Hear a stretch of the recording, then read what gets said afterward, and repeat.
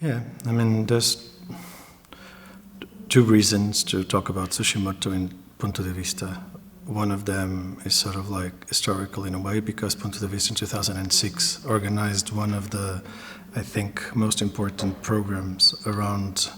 post-war documentary in Japan, where Tsushimoto was one of the subjects and one of the filmmakers that was highlighted. So this is an opportunity to sort of like expand on that. And then the talk will be done in relation to the program, this year's program around the sea, the oceanic feeling, where they have selected a film by Tsushimoto. I'm in process of working on a retrospective of the films of Tsushimoto. So this was an opportunity to research more, look at more of the films, sort of like understand more his legacy today. And I guess the main reason, or a very strong reason, to go back to Tsushimoto is basically the sort of work that he has done on environmental issues, and specifically the long series that he directed on the Minamata tragedy. The Minamata tragedy, which was a pollution disaster first discovered in the 1950s, first recognized in the 1950s, and that affected small fishing villages in the area of Minamata and Shiranui Sea, provoked by the dumping of mercury in the wastewater of these small fishing villages, and that caused severe illness and death to many people, and it's a case that still today has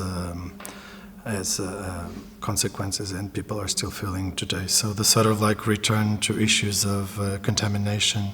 and pollution and environmental questions, I think Tsushimoto plays quite an important role, and his legacy is interesting to revisit. And also his films sort of like cross all this history of or traverse all this history of post-war documentary in Japan. He was one of the main documentary filmmakers working from the end of the 50s up to the early 2000s. And so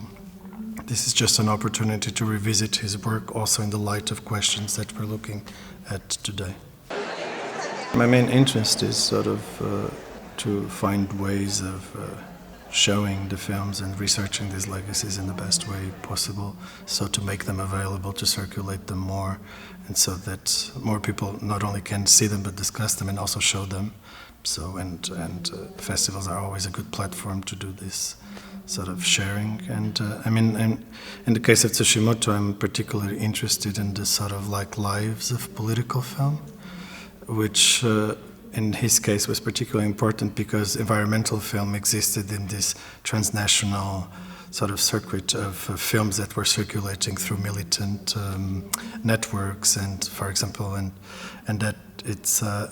I think it's an important way for us to also to look at historical legacies in broader histories of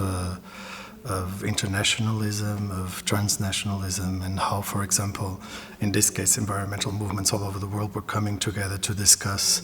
these issues and join forces. So I'm particularly interested in historical legacies of this kind, and how we can look at them from a contemporary perspective, and somehow they can contribute to the discussion of contemporary issues. I guess each program should generate, or each filmmaker, or each set of films should generate its own way of showing. And I'm in the case of some of these more militant films, I think it's very important to provide, for example, historical context, but also to create links to contemporary discourse, and sort of like bringing people who are also looking at similar subjects, not only from the people who specifically study film, but also people who are interested, in this case, for example, in environmental questions or politics, and sort of like see what type of nowness these films have, which I strongly believe they do. So like to find the strength of these films in ways, and I think that's our work in a way, to shape these programs in a way that finds the strength to the films.